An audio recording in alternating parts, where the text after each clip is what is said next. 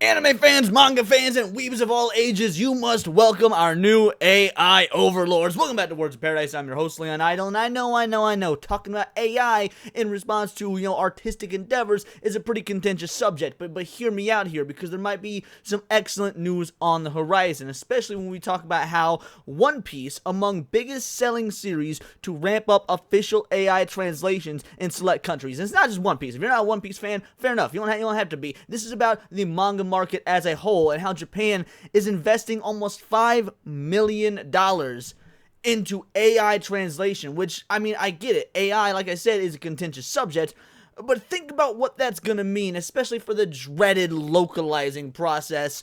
I think this is going to have more net positives than negatives. So we're going to get into this article, talk about the future of manga, what the AI translation means. Before we do, hit that subscribe button. I'm a nerdy news channel. I cover nerdy news every day. And what can I say? This is almost like Christmas for us if it gets rid of all those awful Western localizers. Shueisha and several other major companies have invested in the artificial intelligence translation service Mantra to export manga worldwide, with series including One Piece already receiving AI translation editions in select territories. Now, the select territories part is very important because some series are getting it in English, others are only getting it in various different Asian countries, like they're going from Japanese to Korean, things to that effect. But at the end of the day, this technology is still young, and I think we're going to see massive changes, massive growth, that they're pumping $5 million into this, which doesn't sound like a lot, but for startups on something early like AI and from a country like Japan, that's actually pretty notable. It just goes to show that they want to see a larger global reach, but that doesn't mean they're necessarily changing. I know when you think, oh man, this property is going global, that means it's going to suck. Not necessarily. As long as they're not changing the content of what's being created, changing it to match a global marketplace, keeping it intrinsically Japanese, but just translating it to where anybody the world over can read it, and they're doing that in the quickest, most efficient way with as little changes to the intent as possible. That can only be a good thing regardless of your feelings on AI. It's not as if they're having AI write the scripts, just translating what's already been done. Some of the biggest manga publishers in the world, including Shueisha, Shogakukan, Kodansha, and Square Enix, have invested in Mantra to ramp up the translation of manga series using artificial intelligence. Via Nikkei and PR Times, the publishers, investment funds, and others have invested in 780 million yen, about 4.8 million, around 500 million, like I was saying, in Mantra, founded in 2020 by the University of Tokyo. Hey, look, this is being founded by a university. I know our Western universities have been, completely worthless, pointless, and infested by social Marxists. But maybe there's still hope for the Eastern universities out there. University of Tokyo probably got a lot of smart cookies up in there. They're smart fortune cookies, but smart cookies nonetheless. So if they're going to invest in this AI, if they're going to create their own proprietary AI translating software, man, I don't see why we should stop them. Again, I'm fully in the camp of we should be welcoming this. The software uses this proprietary AI technology stored in the cloud to recognize dialogue and speech bubbles, translating them before a human translator edits the output. So it's not even like there is no human interaction whatsoever. It's just getting all rapid fire translated, and then a human editor goes over the translation to make sure it's an accurate translation, that it still keeps the tone, that it still keeps the nuance, things to that effect. Now, is this going to stop localizers in their entirety? Which, to be fair, bad localization isn't near as much of a problem in manga as it is in anime and video games, but that's not to say that it's not a problem. And frankly, if we do get better translations with far less localization, maybe that can only help spur the anime industry and maybe even hopefully the video games industry into continuing the same practice. If they see, hey, this is a worthwhile investment for our manga, let's also use this for anime and video games. I think that it's something that's going to take time, but again, the positives far outweigh the negatives. The localization industry has been a plague for years now. And some people are getting into it recently because of the culture war aspects of all the woke localizations, the people changing certain dialogue to match, Western liberal sensibilities. And that is an absolute problem. Don't get me wrong. I think that is atrocious. That is a big deal. However, bad localizations have been a thing since well before the political game. You have sometimes where it's just a bad localization. It doesn't match the nuance. It doesn't match the tone. They completely change context of what's going on in a story, whether it be a manga or a video game. regardless of whether it's political. Sometimes it just doesn't make sense, or it shows that they didn't care for what was in the original artist's work. And if this is going to change that, I want to stress this, if there's even a hint that this could change this and give us a more authentic Japanese product, I can't see why anyone would be against this idea unless they've got just a hate boner for the idea of AI in general. And at that point, I'm sorry, you also lack the same amount of nuance as a lot of these translators or localizers. The investors say the translation could be done in half as much time as human-only translation. If it's getting done in half as much time, imagine how much more product they are able to get out and get, outside of their country for other readers to rapidly eat up, for them to make and generate more revenue, therefore going towards the creation of more anime, more manga, more products that we weebs crave, especially considering the absolute downfall that is Western media. One Piece, Spy Family, Ancient Magus Bride, and more are already being translated via AI. The report identifies Mantra's success with common problems associated with AI, such as deducing the correct speaker and situating text within its true context. That is amazing. The fact that this is a proprietary Japanese software makes it make a bit more sense. Like, clearly it's tailor-made for this job, but the fact that it's doing it so well is, to me, honestly impressive. For the former, the error rate was 1.6%. That is such a small margin of error. Think of how much text you have throughout a book of manga, and in only a 1.6% error rate. That is why we still need the human translators. But that's really all they'd be doing, is fixing the translation. Again, no changes to the context, although no methodology was outlined as to how this was achieved. Well, yeah, they don't want other companies stealing their idea and how they did this. I mean, to me, that doesn't make sense. Mantra is already being used for Shokukan's Kingen Omega and Kingen Ashura in English, and Bushiroad's works, The Ancient Magus Bride and Ghost and Witch in English. So we're not just seeing it, again, from Oriental, from Eastern Oriental to Eastern Oriental, which we are seeing for other manga like One Piece, but it's going from Japanese to English. And as I've told you guys before, I took over 2 years of Japanese. I used to actually be very conversational in Japanese. The languages are nothing alike. It is wild how different Japanese to English is. I mean, you really can't, you can translate it, but you cannot. It is quite literally impossible to do a direct translation. So the fact that this AI is coming out and doing a translation as close to only a 1.6% differential,